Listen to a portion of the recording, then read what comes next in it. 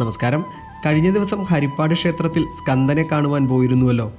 സ്കന്ദൻ വഴക്കിട്ട് നിൽക്കുന്നതിനാൽ ഹരിപ്പാട് അപ്പുവിനെയാണ് ക്ഷേത്ര ചടങ്ങുകൾക്കായി എഴുന്നള്ളിച്ചിരുന്നത്. ഇതറിഞ്ഞ് അപ്പുവിനെ കാണുവാൻ വേണ്ടി ഞാൻ അവനെ കെട്ടിയിരുന്ന പറമ്പിലേക്ക് ചെന്നു. പക്ഷേ ചട്ടക്കാരൊന്നും അവിടെ ഇല്ലാതിരുന്നതിനാലാവും ചെക്കന് എൻ്റെ വരവ് ഒട്ടും സുഖിച്ചമട്ടില്ല.